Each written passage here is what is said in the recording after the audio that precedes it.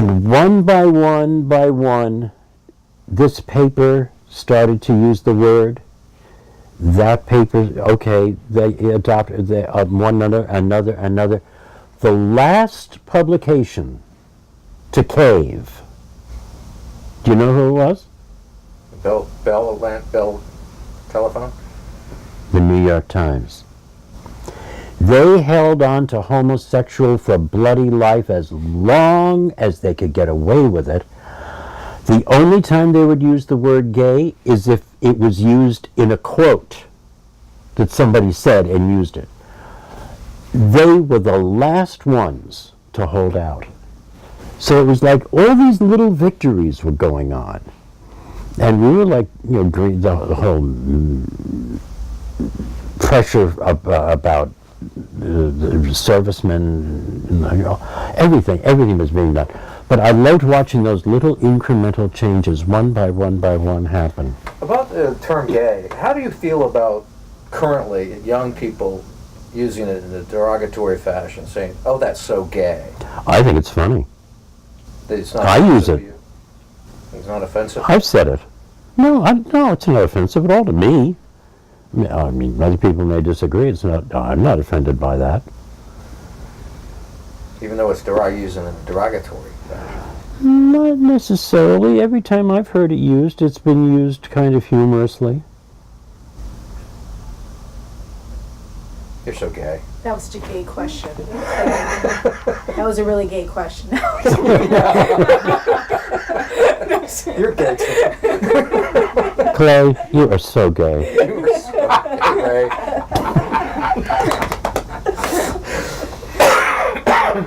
I don't mind that. Maybe I will. Maybe I'll change my mind, but I don't. Cranky. Oh, crankier. Oh, I can tell you another thing about my mother. This reminded me of it. I'm making it a complete sentence. In the late 70s, when all this gay rights stuff was happening, one day I get a call from her. Now, she was living in New York at that time, and there was another lady of a certain age. Her name was Ronnie, who also lived in the building, and she and my mom were best friends. And I knew Ronnie, you know, nice lady, I liked her. Well, one day I'm at home and the phone rings. I'm here in D.C. She said, "Raymond, I have to tell you, I'm so proud of myself. I thought, I've got to telephone Raymond to tell him this." Now, Ronnie was just over here, and she was going on and on about the word gay. About how, well, that's a perfectly good word in our language, and I don't see why these homosexuals have to take it for themselves, and now we can't use that word anymore, and I don't think that's right. Well, I said to her then, well, you know, Ronnie, there are a lot of words that were taken out of dictionaries to be used for homosexual people, words like pansy and queer and fag and dyke and pervert, and she goes on down the list of all the words that she's ever heard of. And then she said, but then those are only words that have been used to insult homosexuals. So if they want to be called gay now, it's only a simple little 3-letter, 1-syllable word.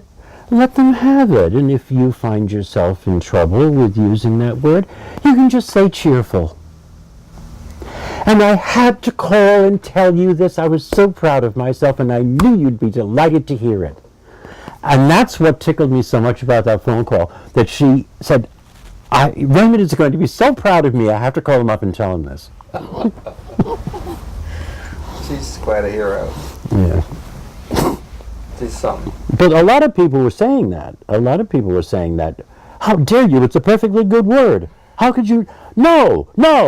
I object. All the other words, they were fine. Yeah. She's something.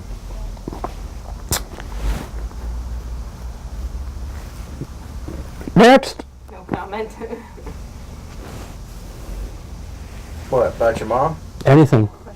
Oh, next. Oh, I thought Hit you were me. like, say, don't talk about my mom anymore. So I guess you, you still rolling? Mhm. Do you feel like you've gotten the best from your mom and less from your father? Oh, him. You want to talk about him? Oh, all right. Nothing particularly dramatic. They split when I was a little boy. I don't remember having lived with him at all. So my only memory is growing up with my mom, and I knew they were divorced. It was unusual then, but it would seem normal to me, you know. I don't recall his being around very much, if at all, when I was a young kid. And then she hooked up with this guy, Charlie, and went on out of that trip around different parts of the country, and you know, that whole traveling thing that we talked about before. Well, when they got together again when at the end of that bunch of stuff, when Charlie disappeared. He came back into the picture, and they tried it again, living in an apartment together, and I lived with them. It's the only time I remember living with him, with both of them together. And then eventually she moved back to New York City, and me with her. And my father went back to Brooklyn. But that's when it started that I would see him every Sunday. And I would see him only on Sundays. And it was kind of a chore for me. I didn't really like him much, you know. He never did anything to me. He never hit me. I mean, he was never, no dramatic stories about Kind that. of drinker, yes. He was always drunk. Not falling down drunk. He was what they call a functioning alcoholic. He was just, had a bit of a buzz on all the time. So I would use those Sunday visits to have him take me to first-run movies. And so I'd see all the first-run movies in the Radio City Music Hall or at the Roxy or, you know, all that. I'd get to see them free, and sometimes we would go to New York, go to Staten Island just to ride the ferry. Sometimes we'd go to Steeplechase Park, Coney Island, and other places like that. And then my brother popped into the picture. Don was 7 years younger than me by his second wife. After he divorced my mother, he married a second time, and they had a son, Don. So during these Sunday visits, suddenly Don pops up, this kid who is now my half-brother. And we got along fine. And that went on for a while. But then that sort of vanished. And he was one of these,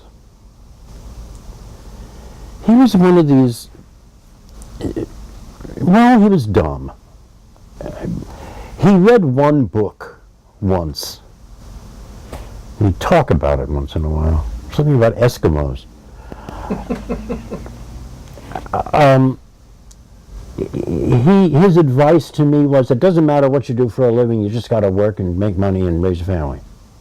Yeah, yes, it matters what you do for a living. I mean, that was crazy. Careers he had no use for. No. I asked him about that once. I said, why? He said, I don't like to be around those kind of people. And I said, why? He said, I'm afraid they'd make me one. And I'm thinking, did he really say that? Out loud? He really said that. Holy Moses. But, you know, by the time I was like 19 or 20, I'd had quite enough.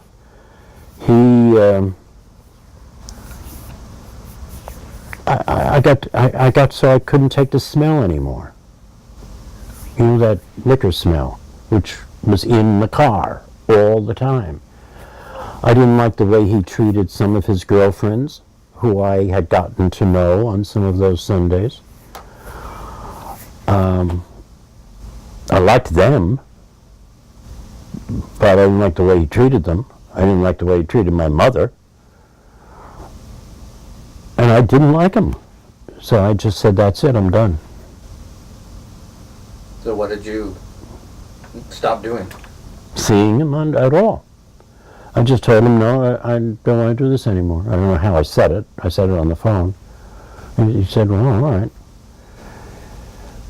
Much later, I got a letter from his brother, Norman, my uncle Norman, saying that he had been in a very bad accident. He was drunk, and he fell down a flight of stairs or something at a subway, and he's in the hospital and he's had brain damage. And I just said, well, I don't care. I didn't. And I said so. That was the end of that. I hadn't seen his family since then either. He has this big family in Brooklyn. And when I would see him, all those years I was seeing him every Sunday, I would also go to see him and his family in Brooklyn every Christmas and every Thanksgiving. And so I had that family out in Brooklyn. When I stopped seeing him, I stopped seeing them. But he had been in this accident, and I just announced, I don't care. Not the smartest thing to do, but that's what I did. And I heard from my Aunt Marge, his sister Marge, in 1968.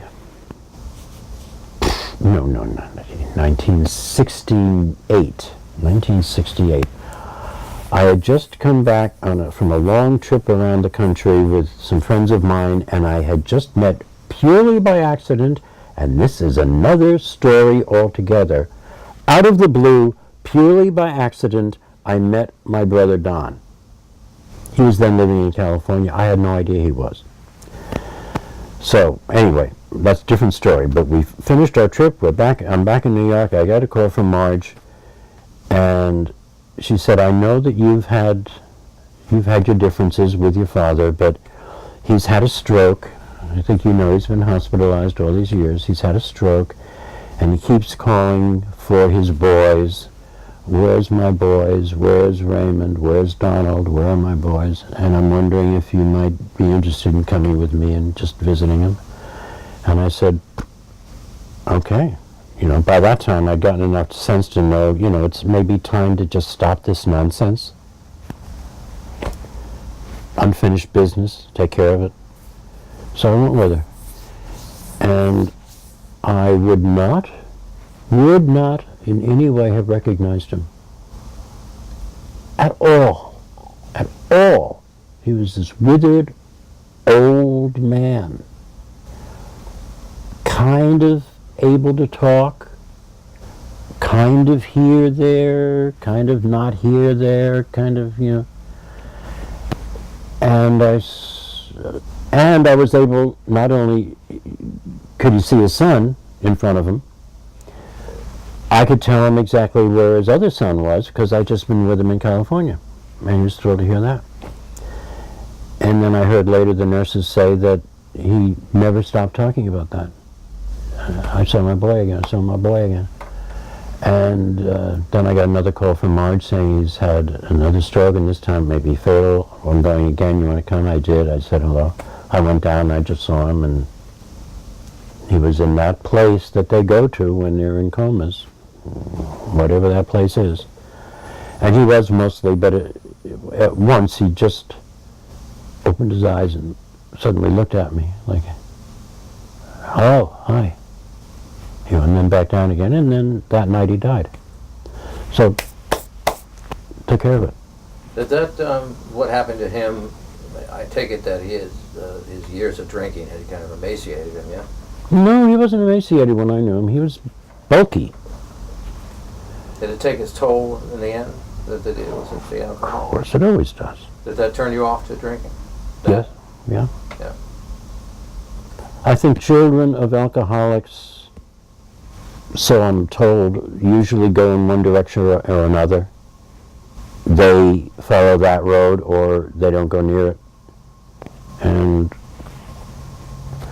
I think I tried it maybe 3 or 4 times when you're a teenager because you're supposed to, you know. Oh, I can now, so I think I should.